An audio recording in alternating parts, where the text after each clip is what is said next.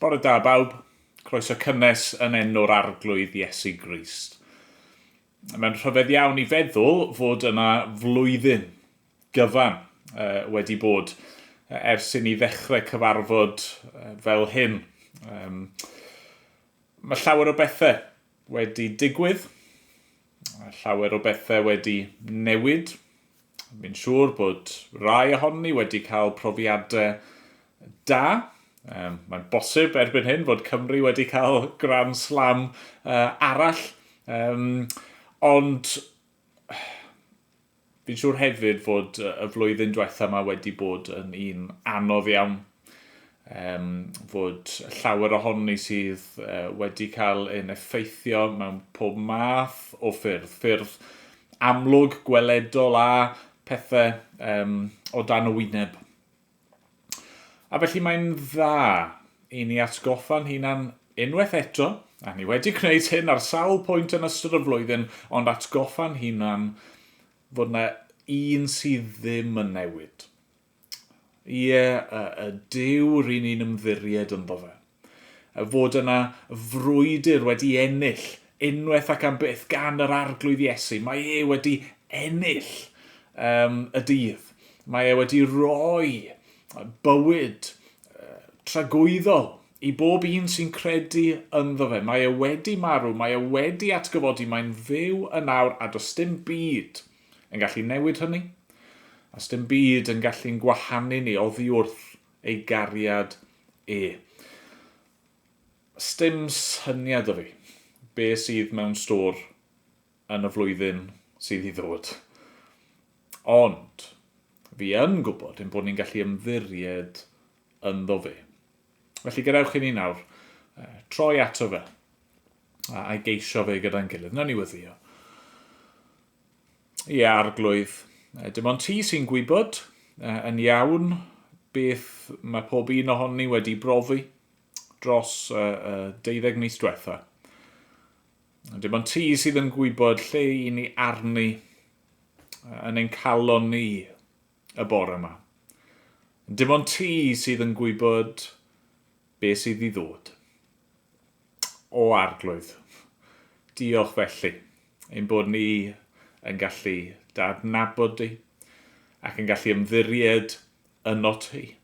A gwybod trwy'r arglwydd Iesu Grist, os yw'n ffydd ni'r bore yma ynddo fe, ein bod ni'n gallu dibynnu arna ti, pwyso'n llwyr, a gwybod dy fod ti'n ein caru ni, a wedi'n hachub ni, a dy fod ti'n mynd i'n cynnal a'n cadw ni i heddiw, fori ac am dragwyddoldeb.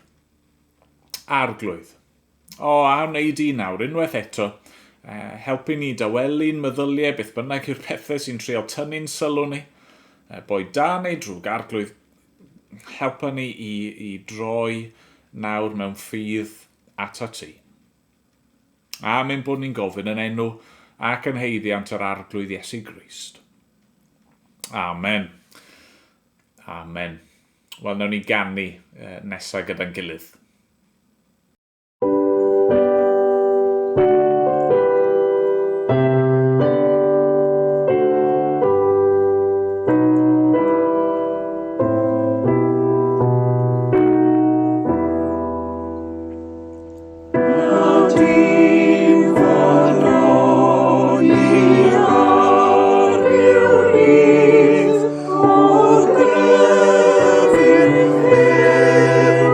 Like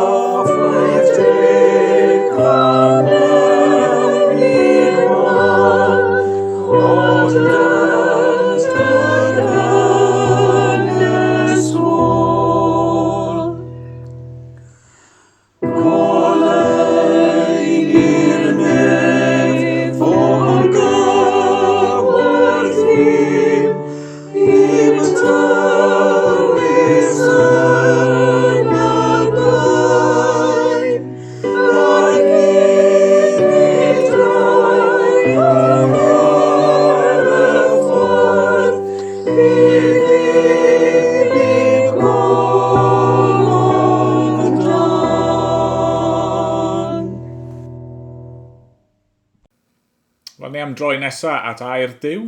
I ni'n barhau i weithio'n ffordd trwy yr Efengil yn ôl i Ioan. I ni ymhenod 18 ac yn darllen adnodau 15 i 27 gyda'n gilydd y bore yma. Dyma air ein Duw ni. Yr oedd Seimon Pedr yn canlyn Iesu, a disgybl arall hefyd. Yr oedd y disgybl hwn yn adnabyddus i'r archoffeiriad, ac fe aeth i mewn gyda Iesu i gyntedd yr archoffeiriad. Ond safodd Pedr wrth y drws y tu allan. Felly aeth y disgybl arall, yr un oedd yn adnabyddus i'r archoffeiriad, allan a siarad ar forwyn oedd yn cadw'r drws. A daeth a Pedr i mewn. A dyma'r forwyn oedd yn cadw'r drws yn dweud wrth Pedr, "Tybed, a yw tithau'n un o ddisgyblion y dyn yma?" "Nac ydwyf," atebodd yntau. A chan ei bod yn oer, roedd y gweision a'r swyddogion wedi gwneud tân golosg, ac roeddent yn sefyll yn ymdwymo wrtho. Ac roedd Pedr yntau yn sefyll gyda hwy yn ymdwymo. Yna holodd yr archoffeiriad Iesu am ei ddisgyblion ac am ei ddysgeidiaeth. Atebodd Iesu ef, "Rwy fi wedi siarad yn agored wrth y byd. Roeddwn i bob amser yn dysgu mewn synagog ac yn y deml, lle bydd yr Iddewon i gyd yn ymgynnull. Nid wyf wedi siarad dim yn y dirgel, pam yr wyt yn fy holi i? Hola rai sydd wedi clywed yr hyn a leferais wrthynt. Dyma'r sawl sy'n gwybod beth a ddywedais i." Pan ddywedodd hyn, rhoddodd un o'r swyddogion oedd yn sefyll yn ei ymyl gernod i Iesu, gan ddweud, "Ai felly yr wyt yn ateb yr archoffeiriad?" Atebodd Iesu, "Os dwedais rhywbeth o'i le, rho dystiolaeth ynglyn â hynny. Ond os oeddwn yn fy lle, pam yr wyt yn fy nharo?" Yna, anfonodd Annas ef wedi ei rwymo at Caiaffas, yr archoffeiriad. Roedd Seimon Pedr yn sefyll yno, yn ymdwymo. Meddent wrtho felly, "Tybed a wyt tithau'n un o'i ddisgyblion?" Gwadodd yntau, "Nac ydwyf," meddai. Dyma un o weision yr archoffeiriad. Perthynas i'r un y torrodd Pedr ei glist i ffwrdd yn gofyn iddo, "O'n i welais i di yn yr ardd gydag ef?" Yna gwadodd Pedr eto. Ac ar hynny, canodd y ceiliog. Amen. Amen. Wel, ni'n mynd i fynd nawr i gael stori i'r plant. A mae Lois yn mynd i wneud yn siŵr fod y plant wedi dilyn yr hyn ni newydd i ddarllen. Ydych chi'n cofio stori dydd Sul diwethaf? Fe wnaeth Judas fradychu Iesu. A dyma Iesu yn cael ei arestio a'i ddwylo wedi glymu. Wel, yn stori y plant heddiw yma, da ni'n edrych ar beth sy'n digwydd nesaf. Y darlleniad sef Iowan 18, adnod 15 i 27. Dyma Iesu'n cael ei gymryd gan yr Iddewon, ond dyma dau disgybl yn ei ddilyn o bell ac yn cyrraedd tŷ yr archoffeiriad achos dyna lle oedd Iesu yn cael ei gwestiynu. Ac un ohonyn nhw oedd Simon Pedr. A roedd hi'n noson oer, so dyma Pedr yn mynd at y tân i gynesu. Ond dyma morwyn wrth y drws yn dweud, "Wyt ti yn un o ddisgyblion Iesu?" A dyma Pedr yn dweud, "Nad ydwyf."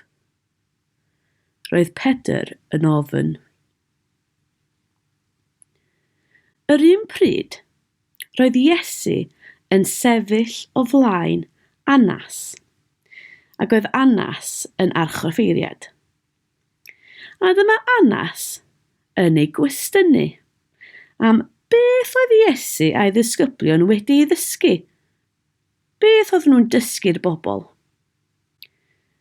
A dyma Iesu yn ateb. Dwi wedi bod yn siarad yn agored i bawb yn enwedig yn y deml. Does dim yn gyfrinach. Gellwch chi ofyn i'r bobl sydd wedi fy nghlywed i. Pam wyt ti'n gofyn hyn? Yn sydyn, dyma un swyddog yn slapio, hitio Iesu a deud, paid â siarad fel na ar chorffeiriad. Ond dyma Iesu'n ateb, pam wyt ti yn fy nghuro? Dwi wedi deud y gwir. Dyma Anas yn gwylltio, a gorchymyn i Iesu gael ei roi o flaen Caiaffas. Cer o ma! A dyma Iesu yn cael ei gymryd i ffwrdd eto.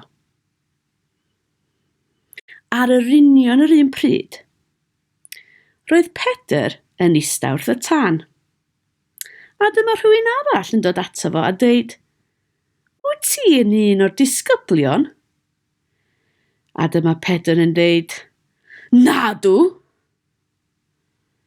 Yna, dyma un o weision yr archorffeiriad yn pasio a dweud, oeddet ti yng ngarddwr o lewydd gyna? A dyma Pedr yn dweud, na goeddwn! Ac roedd Simon Pedr yn ddig iawn. Yna, yn sydyn, dyma ceiliog yn canu, go-go-go-go-doo! A dyma Simon Pedr yn cofio fod Iesu wedi deud wrtho ei fod ef am wat Iesu 3 gwaith. Ac roedd Simon Pedr yn mor drist. A dyma mae'n dechrau crio yn wylo'n chwerw. Roedd o wedi gwadu ei ffrind a'i achubwr. Roedd o wedi smalio fod o ddim yn nabod a ddim yn credu yn Iesu. Weithiau, da ni fel Simon Pedr yn ffindio fan anodd dweud bod ni'n dilyn credu a caru Iesu. Ond, dyma Iesu yn caru Simon Pedr, a ni, a phobl sydd wedi troi cefn arno. Mae Iesu yn ein caru ni gymaint, nes fod o'n fodlon mynd ar y groes i gymryd cosb ein drygioni ni, y pethau drwg da ni'n wneud. Fod Simon wedi pechu, di wneud pethau drwg, fod ni wedi pechu, mae Duw yn maddau ac mae Iesu yn cymryd y gosb, sef barn Duw, arno fo ei hun ar y groes, mwyn i ni cael bod efo Duw am byth a cael nabod Duw fel dylan ni. A wythnos nesa, fe gawn ni weld beth sy'n digwydd nesa. Diolch ti, Lois. Nawn ni weddio nesaf gyda'n gilydd. Gadewch i ni droi at yr arglwydd. O Dduw ein tad, a thad ein harglwydd Iesu Grist. I ni yn troi at y ti yn awr ac wrth i ni darllen hanes fel hon, mae'n dod mor amlwg fod Iesu yn unigryw, fod bob amser yn gwneud yr hyn sydd yn iawn, fod bob amser yn dweud y gwir, fod mor ddewr a ddi ofn fan hyn, ac o arglwydd, mae hynny yn mor wahanol i'r ffordd mae Pedr yn ymddwyn ac arglwydd, ni'n gorfod cyffesu, mae mor wahanol i sut rydyn ni yn ymddwyn. Ni'n gweld llawer o Pedr yno ni'n hunain. Ni mor aml yn gallu bod yn ofnus. Mor aml naillai yn ein geiriau neu yn ein gweithredoedd ni yn gwadu yr arglwydd, yn gwadu bod ni'n bobl iddo fe, yn ei adnabod e, yn byw fel petai ar y fengil ddim yn wir, a bod ni ddim wedi credu yn yr arglwydd Iesu am faddeuant pechodau. O arglwydd maddau ni. Ni'n diolch wrth i ni ddarllen yr hanes yma'r bore yma bod ni yn barod yn gwybod mae nid yma yw ddiwedd y stori. Rwyt ti yn dduw graslon a thrigarog, yn barod iawn i faddau. Ac fel nawn ni ystyried mewn ychydig, fod Pedr fan hyn wedi syrthio mor isel. Roedd yr arglwydd Iesu yn barod ac wrth i fodd yn ei godi e yn ôl. Yn wir, oedd Iesu'n gwybod bydde hyn yn digwydd. Nath e ddweud wrth Pedr i rybuddio fe o flaen llaw a bydde fe'n gwadu. Oedd Iesu'n gwybod sydd bydde ni yn byw. Ac eto oedd e'n barod i ddod ac i roi ei fywyd e yn aberth trosto ni a diodde mwyn ein hachub ni. O arglwydd, diolch i ti am hyn. Ni'n gofyn nawr beth bynnag yw yn sefyllfa ni o'r bore yma yn neud i'n helpu ni i ystyried yn cyflwr, i chwilio'n calonau ni, ac i helpu ni i troi at yr arglwydd Iesu, ymddiried ynddo fe yn llwyr. Dad, helpa ni nawr, wrth i ni barhau i daddoli di. A mynd bod ni'n gofyn yn enw ac yn heiddiant yr arglwydd Iesu Grist. Amen. Amen. Wel, na ni fynd nawr, mae Dad yn mynd i esbonio emyn i ni cyn bod ni'n canu gyda'n gilydd. Un o emynwyr mawr y Gymraeg yw Pedr Fardd, ac i ni'n mynd i edrych yn awr ar un o'i emynau, un a gefais i mi'n gyfaill, pwy fel y fe, hwnna gar yn fwy nag eraill, pwy fel y fe. Mae'n emyn gorfoleddus, mae'n emyn cadarnhaol. Mae'n sôn am bethau negyddol, wrth gwrs hefyd. Mae'n sôn am gyfeillion yn siomedig, mae'n sôn am pechod yn gallu'n drysu ni. Ond mae'r holl gywair yn un cadarnhaol, gorfoleddus, molianus. Mae'r emyn yn addasiad o emyn Saesneg. A mae'r emyn Saesneg yna yn addasiad yn ei hunan. Fe ysgrifennodd John Newton, un o emynwyr mawr o Saesneg, awdur Amazing Grace. Fe ysgrifennodd emyn yn dechrau gyda'r llinellau, "One there is above all others, well deserves the name of friend." A dyma rhywun o Colchester yn Essex, Marian Nunn, yn addasu'r emyn yna, yn ailsgrifennu'r emyn Newton mewn gwirionedd, mwyn i ganu fe ar alaw Gymreig, sef ar hyd y nos. Ac mae hi yn ailunio'r llinellau cyntaf yna, "One that is above all others, oh how he loves." Fel mae Pedr Fardd yn addasu hynny, pwy fel y fe. Ac beth sydd gyda chi yna felly yw addasiad o addasiad Saesneg. Ac yna roedd Pedr Fardd un o si Gaernarfon oedd e'n fel llawer iawn o bobl yr ardaloedd yna o Gymru yn symud i fyw ac i weithio i Lerpwl. Ac rhywun yn ymweld â fe Lerpwl ac yn tynnu sylw fe at yr emyn yma. Oedd yr emyn Marian Nunn wedi gyhoeddi yn 1807.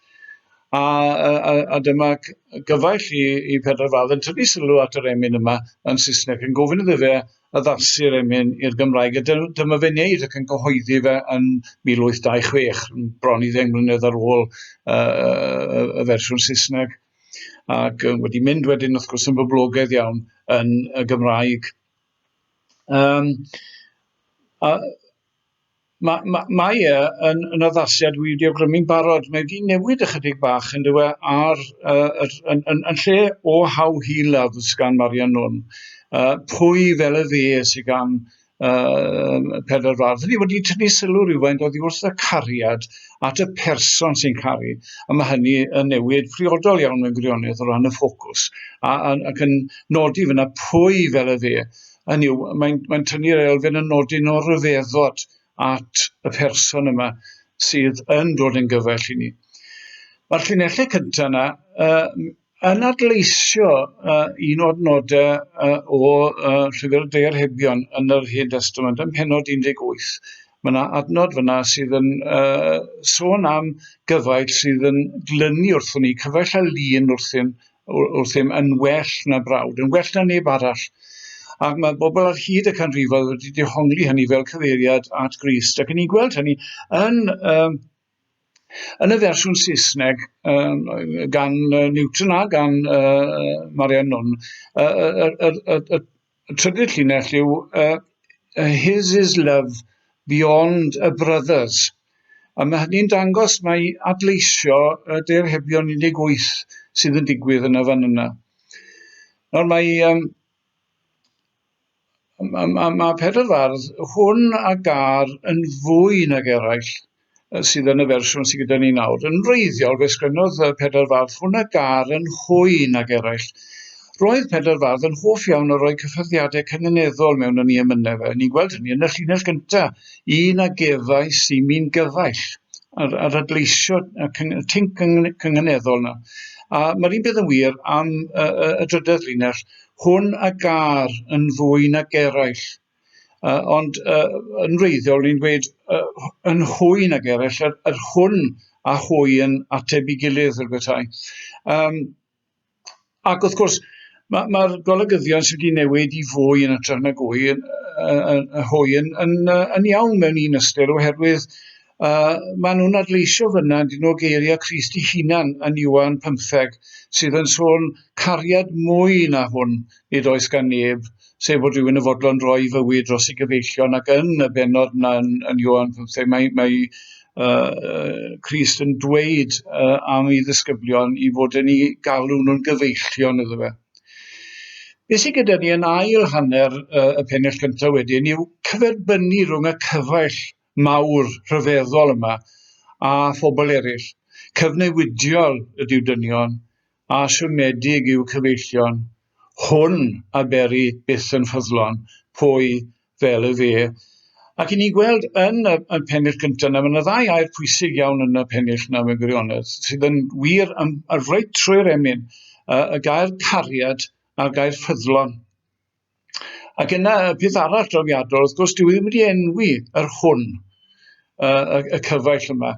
E fe yw hwn, hwn a gar, hwn a beri. A dyna fydd yn wir trwy'r emyn gyfan. Wrth symud ymlaen i'r ail bennill wedyn, yr hyn sy'n digwydd, mae'na anogaeth nawr, mae'r emyn ma'n un bersonol iawn. Un a gefais i mi'n gyfaill, ynddo? A nawr mae'na anogaeth nawr fenaid, glyna nawr wrth Grist mewn cynni neu mewn caledu, mewn cyfynder. Mae Deyrhebion 18 yn sôn am y cyfaill mae am Grist yn glynu wrtho ni. A nawr mae'r anogaeth nawr i ni lynu wrth o'r un sy'n glynu wrtho ni felly, ynddo? Yr un yma sy'n ffyddlon, y gair pwysig na eto, ffyddlon ym mhob caledu, pwy fel y fe. Yn y pennell gyntaf roedd yna sôn am bobl eraill, gymharu'r cyfaill yma a phobl eraill yn gallu'n siomi ni. Hanner cyntaf ail bennill yn sôn am allanolion yn gallu'n llethu ni. Hynny yw, mae Crist nawr yn ffyddlon ym mhob caledu, yn wyneb pob cynni. Ond wedyn, wrth i'r pennill mynd ymlaen, mae'r ffocws yn troi at yr hunan nawr, os yw pechod yn dyddysu ni, anghrediniaeth yn dylethu. Hynny yw, mae bobl eraill, mae amgylchiadau i ni yn hunan yn gallu'n llethu ni. Ond hwn nawr, eto pwysles mawr ar yr hwn a ddichon dywaredu. Ac bod i ddim yn enwi Crist, wrth gwrs, mae'r gair gwaredu yna, ystyr y gair Iesu yw Duw sy'n achub, Duw sy'n gwaredu. Ac yna mae'r anogaeth yn parhau wedyn yn y pennill nesaf, y llinell agoriadol trawiadol fyna, car yr hwn sy'n llawn o gariad. Duw, cariad yw wrth gwrs. Car yr hwn sy'n llawn o gariad, pwy fel y fe. Beth eto pwysles ar hyd y peth y ffyddlondeb Duw nawr a Christ. Beth nith edi dyn am ddifad. Mae Iwan 14, mae Crist fyna wrth wynebu ar y groes yn dweud wrth ei ddisgyblion, nis gadawach chi'n am ddifad, medda fe. adlais Beibledd cryf yn hwnna felly ynde. Ac adleisiau cryf wedyn yn weddill y pennill, na bwrw arno dy holl ofal, dilyn ef trwy ddyrus haniel, dan dyfreichiau hwn ath gynnal. Mae Salm 55 wrth gwrs yn sôn am bwrw dy faich ar yr arglwydd ac y fe ath gynnal. A ni'n gweld fan hyn bwrw dy holl ofal arno fe, a dan dyfreichiau hwn ath gynnal. A wedyn dilyn ef trwy'r ddyrus haniel yn cyfeiriad ysgrythorol arall. Wrth gwrs, y syniad yma o wneud ddelwedd yma o genedl Israel yn batrwm fel bethau neu yn gysgod o daith y Cristion o geithiwed yr aifft i wlad yr Iddewig trwy'r anialwch. A Dyw yn Eseia 43 yn addo gwneud ffordd yn yr anialwch i bobl. Ac i ni'n cael yr adlais yna eto nawr o Eseia 43 ar ddechrau y pennill ola, sy'n sôn am gynlyniad y cyfan, canlyniad bod ganddyn ni y fath gyfaill ar Iesu. Be sy'n digwydd? Wel, dy gymweddau a ddilea. Eto, Eseia 43 yn dweud wrth bobl Israel, mae fi a ddilea dy ganweddau. Pwy fel y fe yn wir. Dy lynion oll fe meidda, pwy fel y fe. Mae Colosiad 1 yn sôn fyna fod Dyw yn gwaredu ni o feddiant y tywyllwch ac yn symud ni deyrnas i anwy fab Iesu. Ac ni'n cael hynny, fan hyn yn dyn ni, cei bob bendith i ti'n feddiant yn awr. Hynny yw, mae bendith nawr yn dod i'n meddiant ni. Ni wedi cael yn gwaredu o feddiant y tywyllwch, a mae pob bendith nawr yn dod i ni trwy'r un sydd yn trechu yn gylunio ni. Hedd a chariad a ddilynant, Crist a arwain i ogoniant. Hynny yw, yn y diweddglo yma nawr, mae'n enwi o'r diwedd Crist i hunan. Hwn yw wedi bod trwy'r amser yn nawr yn lle hwn, Crist a arwain i ogoniant. A mae'n siŵr bod yn meddwl, sawl un o'n chi wrth ddarllen y dan yna, mae Salm 23 yn y cefndir yn sôn am arlwyo bord i ni yngwydd yn gwrthwynebwyr ni, ond yn y daioni a thrigaredd yn canlu ni ar hyd yn bywyd ni. Ac yna, bod ni'n mynd i breswylio'n hir arglwydd yn drygywydd, Crist yn harwain ni i ogoniant, pwy fel y fe, wel pwy yn wir.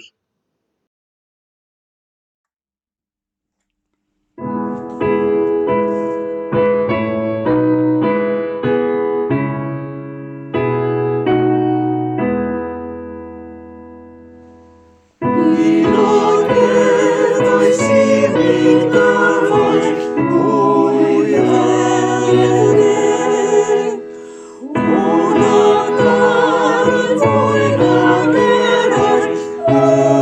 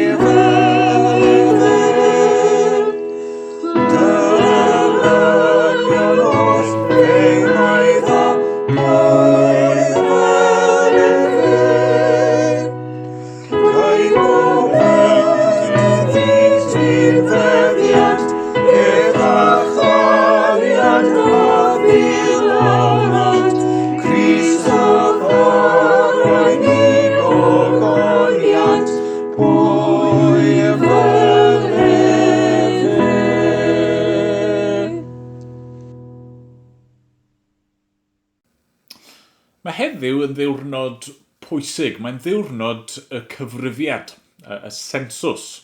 Bydd llawer ohonoch chi'n gwybod hynny, gobeithio eich bod chi'n cofio hynny hefyd oherwydd mae yna ddirwy yn does os nag i chi yn llenwi y ffurflen. Beth yw'r cyfrifiad? Bob 10 mlynedd, mae y llywodraeth yn disgwyl i bob cartre, i lenwi'r ffurflen yma, roi eu manylion nhw, mwyn creu rhyw fath o snapshot, rhyw fath o lun o'r wlad ar y foment hwnnw.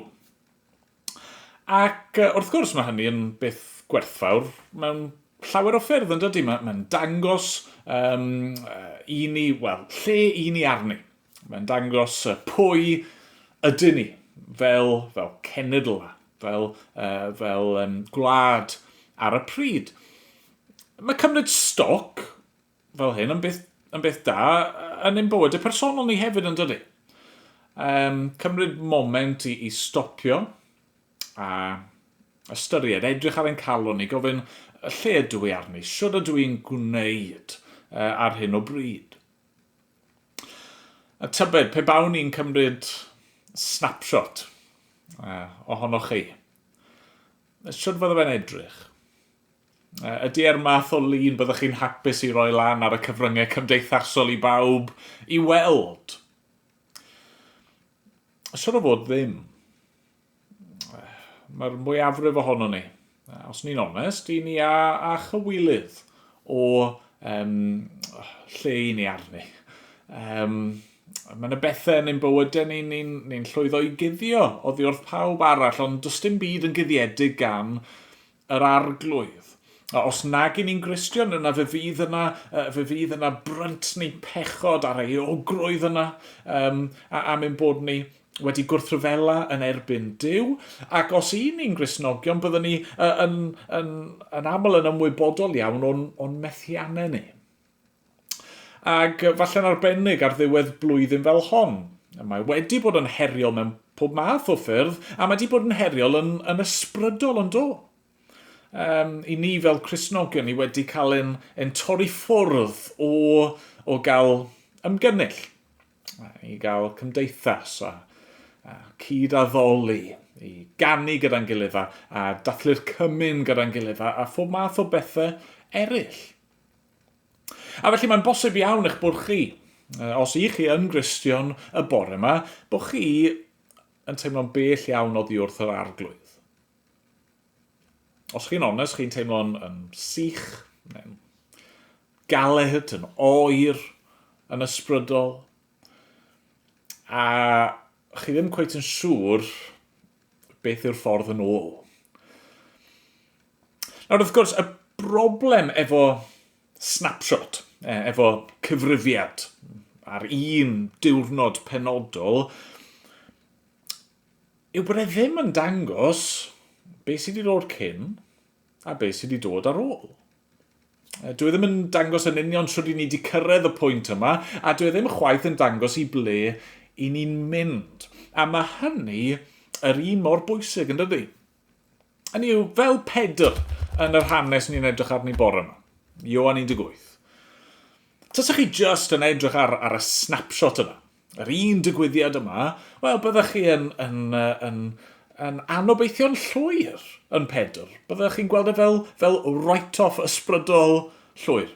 Mae'n gwadu bod e hyd yn oed yn adnabod Iesu tair gwaith. Dwi ddim yn mynd lot yn waith na hynny, ddim yn mynd lot yn is na hynny. Ond wrth gwrs, mae yna fwy i Pedr na hyn. Ac felly bore yma, fi eisiau ni i ystyried stori Pedr. Meddwl chydig bach am i orffennol e, meddwl sut mae wedi cyrraedd y pwynt yma, ond gweld hefyd fod yna obaith i Pedr. A gobeithio bydd hynny'n helpu ni, os i ni ar hyn o bryd yn gorfod cyffesu bod ni'n bell oddi wrth yr arglwydd, wedi crwydro, bod ni ddim yn ei ganlyn yn agos, wel, gobeithio bydd profiad Pedr yn helpu ni i feddwl sut ni wedi cyrraedd y man yma a gweld beth yw'r ateb. A gweld bod yna obaith i ni hefyd. Felly, gadewch i ni droi a meddwl am Pedr am ychydig. A os fi'n onest, be sydd wedi ysgogi'r neges yma yn fwy na dim byd yw'r adnod gyntaf yna ddarllenon ni, Ioan 18 adnod 15. Roedd Seimon Pedr yn canlyn Iesu a disgybl arall hefyd.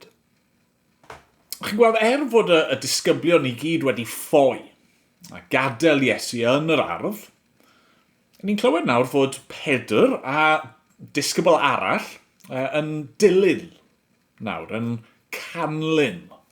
Maen nhw'n dilyn o hirbell, maen nhw eisiau gweld beth sy'n mynd i ddigwydd.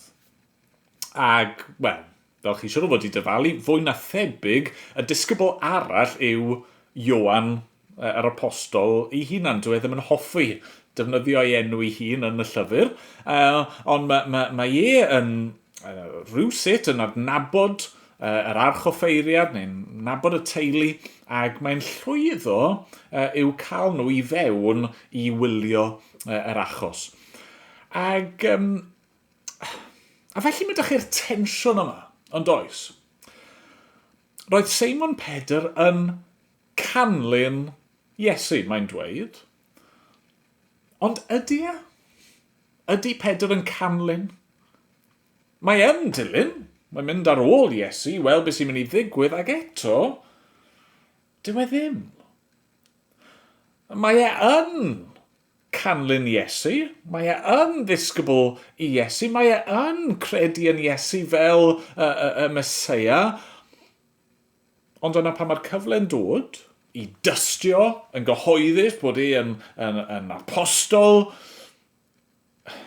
be mae Pedr yn gwneud? Wel, mae'n ymddwyn fel pe bai e ddim yn ei adnabod o gwbl. Tair gwaith, sa'n nabod y dyn. Mae'n ymddwyn mewn ffordd mor wahanol i Iesu. Mae'n llawn ofn yn dydi. Mae hyd yn oed cyhuddiad gan ferch bach yn ddigon i godi braw arno fe. Felly, sut mae Pedr di cyrraedd y pwynt yma? Wel, trowch gyda fi. Fi eisiau ni fynd a neidio o gwmpas chydig bach. A ni'n mynd i fynd nôl gyntaf i gyd i'r benod gyntaf o Efengyl Ioan, lle wnaethon ni gwrdd â Pedr am y tro cyntaf. A chi'n cofio, mae'r adran yma nawr, Ioan 1, adnod 37, mae Ioan Fydyddiwr di bod yn tystio i Iesu, ac ni'n clywed fod rai o'i ddisgyblion yn gadael Ioan Fydyddiwr ac yn mynd i ddilyn Iesu. Ioan 1:37. Clywodd ei ddau ddisgybl yn dweud hyn, ac eithant i ganlyn Iesu. Troes Iesu ac wrth ei gweld yn canlyn, dwedodd wrthynt, beth rydych yn ei geisio? Dywedasant wrtho, Rabi, ystyr hyn o'i gyfieithu yw athro, ble rwy ti'n aros? Dwedodd wrthynt, dewch i weld. Felly eithant a gweld lle roedd yn aros, a'r diwrnod hwnnw aros asant gydag ef, roedd hi tua 4 o'r gloch y prynhawn. Andreas, brawd Seimon Pedr, oedd un o'r ddau a aeth i ganlyn Iesu ar ôl gwrando ar Ioan.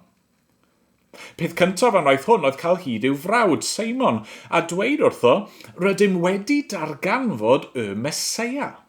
Hynny yw o'i gyfieithu, Crist. Daeth ag ef at Iesu, edrychodd Iesu arno a dywedodd, ti yw Seimon fab Ioan, dy enw fydd Cephas, enw a gyfieithu'r Pedr. Tranoedd penderfynodd Iesu ymadael a mynd i Galilea. Cafodd hyd i Philip ac meddai wrtho canlyn fi. Nawr un o'r pethau nath fy nharo i, a falle bod chi wedi clywed wrth i fi bwysleisio y gair, yw y ffordd mae'r gair canlyn yn cael ei ddefnyddio fan hyn. Ni'n clywed sawl gwaith fod, Andreas a, siwr o fod, Ioan yr Apostol, maen nhw'n canlyn Iesu, yn canlyn, yn mynd ar ei ôl e. Ac yna, pan mae Iesu'n galw Philip i'w ddilyn, mae'n dweud wrtho fe, canlyn fi. Ond yn y canol, mae dyn ni Pedr. A mae ychydig bach yn wahanol, yn dydi? Ac eisiau bod yn ofalus, a eisiau darllen gormod mewn i hyn, ond mae'n sicr yn ddiddorol, yn dydi? Fi'n credu fod e'n arwyddocaol, i ni ddim yn clywed fyna fod Pedr yn canlyn Iesu. Be sy'n digwydd yw fod Iesu yn dweud wrtho fe, fi'n dadnabod i. Fi'n gwybod pwy wyt ti, ti yw Seimon fab Ioan, dy enw di fydd Ceffas neu Pedr, y graig. Ti yw'r yn mynd i fod yn un cadarn drosto fi. Mae Seimon Pedr yn derbyn anrhydedd a statws. Mae'n cael ei wahodd i fod nid yn unig yn ddisgybl, nid yn unig yn apostol, ond mewn ffordd yn rhyw fath o arweinydd ymhlith yr apostolion. Ac sa'n gwybod amdano chi, ond bydda hynny yn ddigon i greu balchder mawr yno fi. Pwy wyt ti? Wel, Pedr, y graig. Yna, wneudwch ymlaen dy fi, pennod 13. Mae gennym ni, eto, geiriau fi'n credu sydd yn arwyddocaol ar ein cyfryngu'r bore yma. Dwi ddim yn hir iawn ers o'n i yn Ioan 13. Gobeithio bod chi'n cofio be sy'n digwydd. Mae dynnu'r swper olaf. Crist yn dweud wrth i ddisgyblion be sydd o'i flaen. Mae di golchi eu traed nhw. Fod Pedr i ddechrau chi'n cofio yn gwrthod na, chei di ddim golchi'n rhaid i byth. Ac yna, Ioan 13 adnod 36, meddai Seimon Pedr wrtho arglwydd, i ble rwy ti'n mynd? Atebodd Iesu ef, lle rwy fi'n mynd, ni elli di ar hyn o bryd fy nghanlyn. Ond fe fyddi'n fy nghanlyn, maes o law.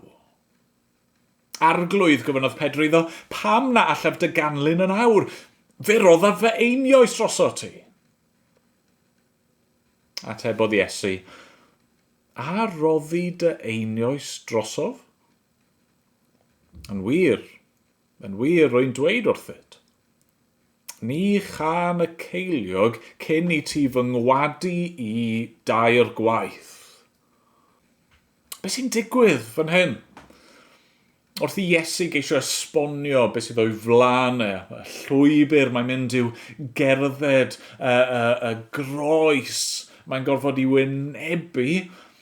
Beth yw ymateb Pedr i hyn i gyd? Wel, mae'n mynnu. Fi'n gallu gwneud e. Fi'n gallu dy ddilyn di. Fi yn barod i roi fy mywyd i dros o ti. A peidiwch cam ddeall, fi ddim yn awgrymu am foment bod Pedr ddim yn ddisgybl i Iesu. Mae'n amlwg i fod e. Roedd e yn credu yn Iesu. Roedd ffydd go iawn gan Pedr. A felly wrth gwrs, ar lefel sylfaenol, roedd e yn canlyn Iesu. Roedd e yn ei ddilyn e go iawn. Nid beth sy'n achub ni yw ein ffyddlondeb ni, ond ffyddlondeb Crist. Nid beth sy'n ein hachub ni yw ein hyfuddod ni, ond hyfuddod Crist. Beth sy'n achub yw ffydd yng Crist. Hyd yn oed os yw'r ffydd yna fel hedyn mwstard bach. Ond mi roedd yna broblem gan Pedr yn doedd. Oedd yna rhywbeth oedd yn ei rhwystro fe wrth iddo fe ganlyn Iesu. Beth oedd y broblem? Wel, fi'n credu mae beth sy'n dod drosodd fan hyn yw bod ei olwg ohono fe ei hun yn rhy fawr. A'i olwg o Iesu yn rhy fach. Hynny yw, oedd ei ffocws ddim ar ganlyn Iesu, Oedd ei ffocws arno fe ei hun, a gerddediad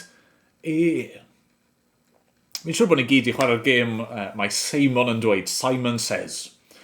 Be sy'n digwydd yn y gêm, yna un person yn arwain yn does, a maen nhw'n dweud, mae Simon yn dweud, rwch eich dwylo ar eich pen. Mae Simon yn dweud, rwbiwch eich bol. Mae Simon yn dweud, sefwch lawr, chi allan. Okay? Chi dim ond yn gwneud beth mae Simon yn dweud. Oedd Simon Pedr yn rhy hoff o'r gêm yna. Lle oedd ei ffocws nid ar beth oedd Iesu'n dweud, nid ar beth oedd yr arglwydd yn dweud, nid ar beth oedd Iesu yn ei wneud, nid ar y llwybr oedd yn ei gerdded, y llwybr yna o ddioddefaint, y llwybr yna o fuddod, y llwybr yna i'r groes, na lle oedd ffocws Pedr oedd beth ydw i'n gwneud. Fe roedd a fi fy einioes dros o ti, nid fi angen i ti roed y einioes di dros o fi. Oedd Simon yn poeni fwy am Simon nag am Iesu. Wel, os ych chi eisiau canlyn rhywun, os ych chi eisiau dilyn rhywun yn effeithiol, be chi'n gorfod gwneud? Wel, chi'n gorfod cadw'ch llygad chi arnyn nhw. Os chi'n edrych arnoch chi'ch hunan, yn poeni amdanoch chi'ch hunan, yn meddwl amdanoch chi'ch hunan, chi'n mynd i golli'ch ffordd. Chi'n mynd i grwydro. Chi'n mynd i fynd ar goll. A felly ni'n dod i'r noson yma. Pan mae Pedr yn cael ei brofi. Mae Iesu yn cael ei roi ar brawf, ond mae Pedr hefyd yn cael ei brofi yn dydy. A mae'n methu'n llwyr. Ioan 18, adnod 15, roedd Simon Pedr yn canlyn Iesu, a disgybl arall hefyd. Adnod 17, dyma'r forwyn oedd yn cadw drws yn dweud wrth Pedr, tybed, a wyt tithau'n un o ddisgyblion y dyn yma? Nac ydwyf, atebodd yntai. Adnod 25, roedd Simon Pedr yn sefyll yn o'n ymdwymo, meddynt wrtho felly, tybed, a wyt tithau'n un o'i ddisgyblion? Gwadodd yntai, nac ydwyf, meddai. Dyma un o weision yr archoffeiriad perthynas i'r un y torodd Pedr ei glist i ffwrdd yn gofyn iddo, ond i welais i di yn yr ardd gydag ef?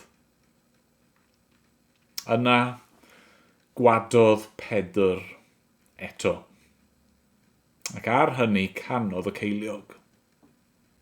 Be sy'n digwydd yn y foment yna? Wel, mae Pedr a'i lyged arno fe ei hun. Nid ar ei feistr. Mae'n poeni am ei hun, mae'n poeni be bydd yn digwydd iddo fe os mae'n cael ei gysylltu gyda Iesu. A roedd Iesu di rybyddio fe o hyn yn do. Dwedodd Iesu, ti ddim yn gallu fy nghanlyn ni ar hyn o bryd, fe fyddi di yn fy nghanlyn ni maes o law. Pam? Wel, oedd rhywbeth yn gorfod newid yn doedd. Roedd rhaid i Iesu fynd gynta. Roedd rhaid i Iesu arwain y ffordd. Roedd rhaid i Iesu farw a roi ei fywyd ac yna tywallt yr ysbryd glân allan ar ei eglwys mwyn i Pedr ddechrau marw iddo fe ei hunan. Bore yma, wrth i ni'n gymryd snapshot ysbrydol ohono ni yn hunan. Ac os i ni'n ffeindio bod ni wedi crwydro, ein bod ni'n gwadu ar air a gweithred yr arglwydd, rwy'n hyderus, mae'r reswm pam bydd hynny wedi digwydd yw am ein bod ni wedi tynnu'n golwg ni oddi arno fe.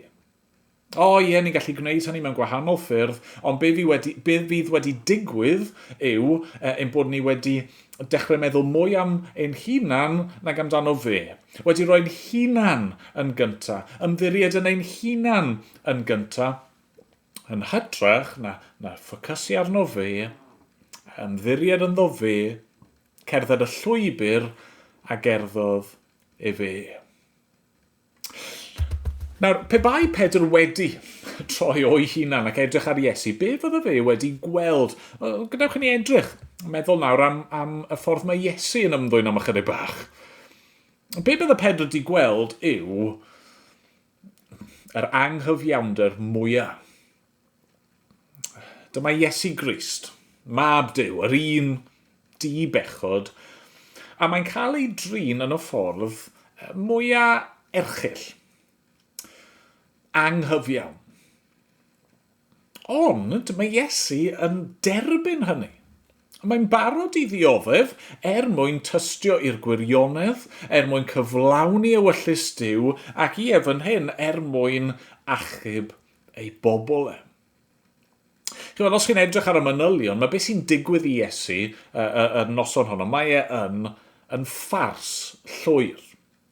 Na i ddim darllen yr adran i gyd eto, ond mae yna rai pethau sy'n just yn neidio allan o'r dalen. Peth cyntaf sydd yn anghywir yn y darlun yma yw pryd mae'n digwydd. Mae'n nos. Ni'n clywed yn adnod 18, chan ei bod hi'n oer, roedd y gweison a'r swyddogion wedi gwneud tân golosg, ac roeddent yn sefyll yn ymdwymo wrtho. Mae di nosi, mae'n oer. Ond dylse hynny ddim fod yn wir. Doedd achos llys cyfreithiol ddim i gymryd lle ar ôl iddi nosi. Felly mae'r bobl yn cam ymddwyn reit o'r cychwyn. Yna mae'n anghywir achos ble mae'n digwydd. Ni'n clywed yn gyntaf fod e'n cael ei gymryd i di Anas, yr archoffeiriad. Ac yna nes ymlaen yn y noson adnod 24, anfonodd Anas wedi ei rwymo at Caiaphas, yr archoffeiriad. Nawr, eto, mae honni, dylse hynny ddim fod yn wir. Oedd yr Hen Testament yn glir, sawl archoffeiriad sydd? Un. Mae archoffeiriad yn cael ei benodi ac o'n nhw fod i wasanaethu nes eu bod nhw yn marw. Ond mae'n amlwg mae beth sydd wedi digwydd yn y cyfamser yw bod yna system wedi datblygu a bod archoffeiriad yn swydd oedd yn cael ei brynu a'i werthu a'i pasio mlaen o fewn teuluoedd yn agos iawn mewn ffordd gwleidyddol a gweud y gwir. Hynny yw, mae'r system i gyd wedi torri. Yna, beth sy'n digwydd? Wel, edrychwch ar adnod 19. Yna holodd yr archoffeiriad Iesu am ei ddisgyblion ac am ei ddysgeidiaeth. Ac adnod 22, pan dwedodd Iesu hyn, roddodd un o'r swyddogion oedd yn sefyll yn ei ymyl gernod i Iesu. Gan ddweud, ai felly roedd yn ateb yr archoffeiriad? Mae beth sydd yn digwydd yn anghywir. Mae'n debyg byddai hyd yn oed gofyn y cwestiwn yma i Iesu yn anghyfreithlon. Och chi ddim fod i holi yr person oedd wedi cyhyddo, och chi fod i holi y tystion. Fel mae Iesu'n dweud wrthyn nhw i wneud. Ac yna fan hyn mae Iesu'n cael ei daro bod e ddim wedi gwneud na dweud unrhyw beth yn anghywir. Ond nhw'n barod wedi gwneud i meddyliau nhw i fyny. Mae Iesu fan hyn yn cael ei drin mewn ffordd gwbl anheg, anghyfiawn. Ond beth yw ei ymateb e? Sut mae yn, os allai roi fel hyn, yn cerdded trwy'r sefyllfa yma? Wel, dwi ddim yn gwadu. Dwi ddim yn dweud celwydd. Adnod 20, atebodd Iesu roedd wedi siarad yn agored wrth y byd. Roeddwn ni bob amser yn dysgu mewn synagog ac yn y deml lle bydd yr Iddewon i gyd yn ymgynnull. Nid rwyf wedi siarad dim yn y dirgel, pam rwyt yn fy holi? Hola'r rhai sydd wedi clywed yr hyn a leferais wrthynt, dyma'r sawl sy'n gwybod beth a ddywedais i. Ac adnod 23, atebodd Iesu, os dwedais rhywbeth o'i le, rod ystiolaeth ynglyn â hynny. Ond os oedd yn fy lle, pam yr wyt yn fy nharo. Mae ymddygiad Iesu fan hyn mor drawiadol yn dydi. Dyw e ddim yn domat. Hynny yw, mae'n annog y bobl yma i ymddwyn yn gywir ac yn gyfiawn. Ond dyw e ddim chwaith yn brwydro, yn ymladd yn ei herbyn nhw ar ffordd maen nhw'n ei gamdrinau. Na, mae'n dweud y gwir, ond yna mae e yn barod i ddioddef, heb ymladd nôl. A be ni'n gweld yn Iesu yw popeth ddylsai di fod yn wir am Pedr. Ond dyw e ddim. Mae Pedr yn gwadu, a gwadu, a gwadu tra bod Iesu yn sefyll, yn gadarn i'r diwedd. Ond chi weld dyna sy'n wastad yn wir, pan ni'n edrych at Iesu, beth ni'n gweld, wel ni'n gweld yr hyn ddylsa Pedr fod wedi wneud. Ni'n gweld yr hyn ddylsa ni fod wedi wneud. Ni'n gweld popeth rydyn ni wedi methu i fod. Mae Iesu wedi llwyddo ym mhob dim. Mae wedi bod yn berffaith, ym mhob ffordd, yn ddi-bechod.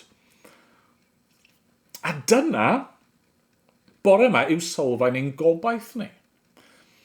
Hynny yw, ni wedi methu. Ni wedi syrthio'n fyr. Ni wedi crwydro oddi wrth yr arglwydd. Ond mae y bugail da wedi dod ar ein hôl ni. Sylfaen ein gobaith, sylfaen ein bywyd ni fel Cristnogion yw fod wedi llwyddo lle rydyn ni wedi methu. Mae wedi byw bywyd perffaith, a mae wedi rhoi'r bywyd perffaith yna yn aberth trosto ni. Nawr, fi'n siŵr oedd Pedr fan hyn yn teimlo yn ofnadwy. Ni'n clywed mewn efengel arall bod wedi wylo yn chwerw, yn torri galon. A falle bod ni'n gallu cydymdeimlo, ni'n chwilio'n calonau ni, ni'n gweld mor fyr ni di syrthio ac wrth cymharu'n hunan gyda perffeithrwydd Crist i ni hyd yn oed yn fwy ymwybodol o'n methiant ni. Ond nid dyma ddiwedd stori Pedr yma. Na, trowch gyda fi, ni'n mynd i neidio ymlaen i Ioan 21. Ar ôl i Iesu farw ac atgyfodi yn fuddigol ar y trydydd dydd, mae'n ymddangos i'w ddisgyblion. Mae'n dod i gyhoeddi tangnefydd iddyn nhw, a rhoi gobeith iddyn nhw, a'i hanfon nhw allan efo'r newyddion da yma. Ac, nawn ni edrych ar yr adnodau yma'n fanwl mewn ychydig gobeithio, ond am nawr, Ioan 21 adnod 15. Iesu yn ymddangos i'w ddisgyblion ar bwys tân golosg. Yna wedi iddynt gael brecwast, gofynodd Iesu i Seimon Pedr, Seimon fab Ioan, a wyt ti'n fy ngharu i yn fwy na'r rhain? Atebodd ef, dwy farglwydd, fe wyddos ti fy mod yn dy garu di. Meddai Iesu wrtho, portha fy oen. Wedyn gofynodd iddo yr ail waith, Seimon fab Ioan, a wyt ti'n fy ngharu i? Ydw i farglwydd, meddai Pedr wrtho. Fe wyddos ti fy mod yn dy garu di. Meddai Iesu wrtho, bugeilia fy nefaid. Gofynodd iddo'r drydydd waith, Seimon fab Ioan, a wyt ti'n fy ngharu i? Aeth Pedr yn drist am ei fod wedi gofyn iddo y drydydd waith, a wyt ti'n fy ngharu i? Ac meddai wrtho, arglwydd, fe wyddos ti bob peth. Ac rwy ti'n gwybod fy mod yn dy garu di. Dwedodd Iesu wrtho, portha fy nefaid. Yn wir, rwy'n dweud wrthyt, pan oedd et yn ifanc, roedd et yn dy wrygysu dy hunan ac yn mynd lle bynnag ymynyd. Ond pan byddi'n hen, byddi'n estyn dy ddwylo i rywun arall dy wrygysu a mynd â thi lle nad wyt yn mynnu.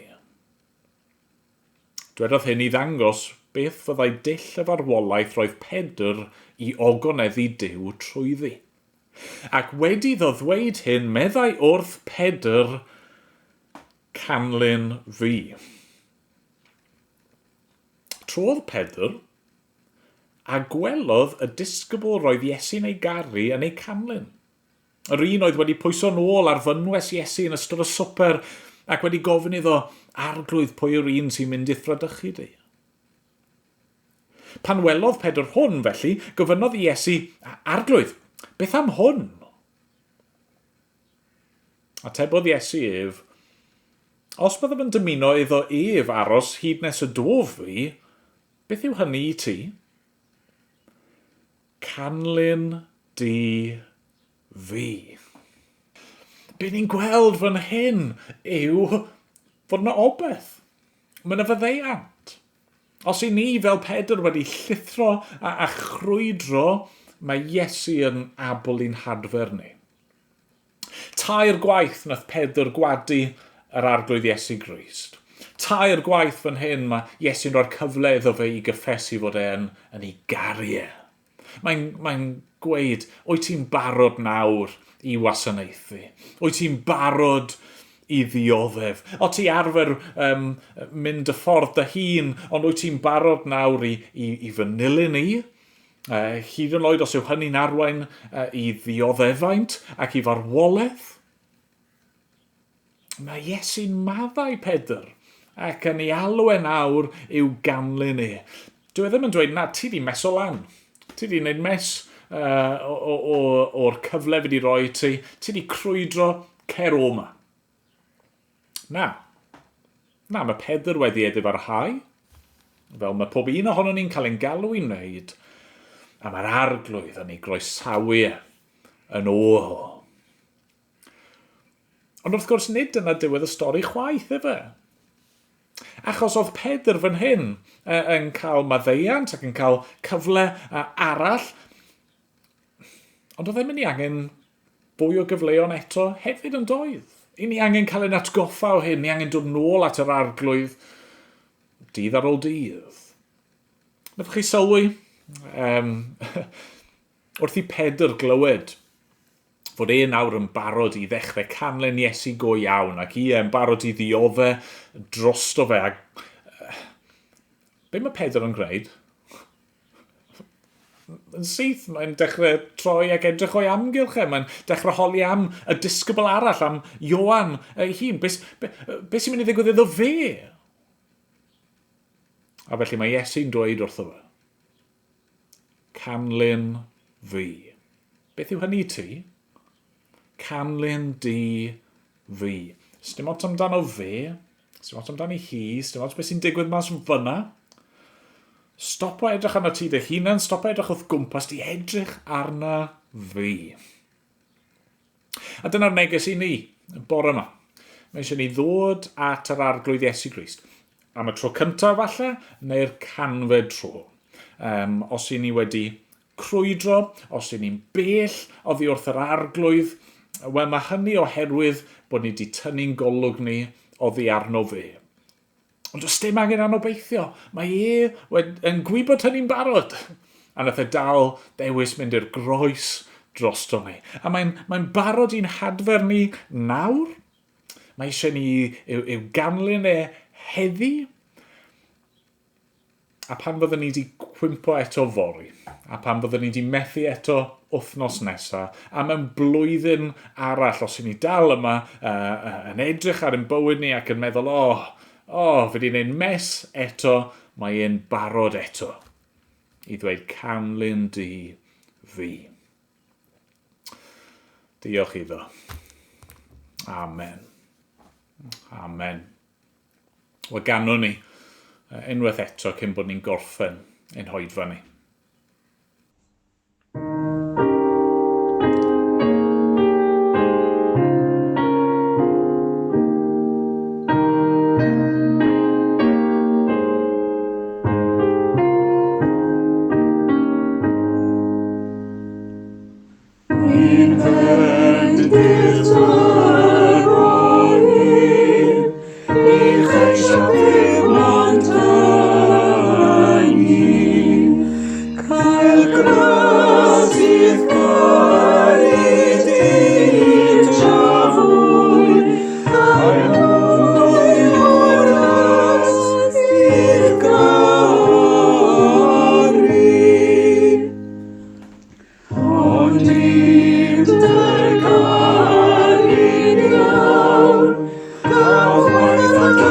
Sancte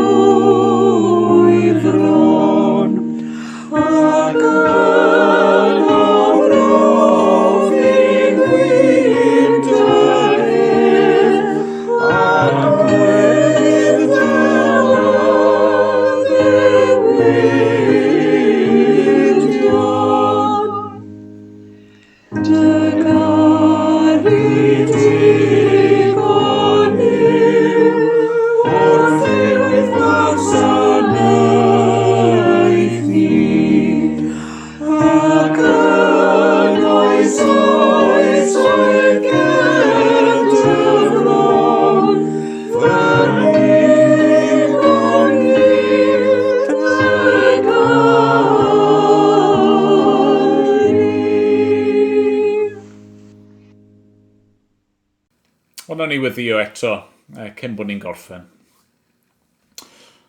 O arglwydd, ni'n gwybod bod ni di gweld llawer o bethau yn dair. Ni'n diolch i ti am brofiad Pedr. Yn diolch bod ni'n gallu gweld fyna dy fod ti yn galw pobl ffeiledig at y ti dy hun. Pobl sydd yn methu ac yn gwneud pob math o gamgymeriadau. Ond ni'n diolch mae Crist sydd yn achub. A fod e'n abl i achub i'r eithaf pob un sy'n credu ynddo fe. Ac i ni fethu a chrwydro. Diolch fod yr arglwydd Iesu yn abl i'n cynnal ni. Galw ni nôl, yn barod i'n derbyn ni yn ôl ato fe ei hun. Helpa ni nawr. Lle bynnag i ni arni, beth bynnag sydd wedi bod yn wir amdano ni dros y flwyddyn diwetha, helpa ni nawr i droi'n golwg ni at yr arglwydd Iesu.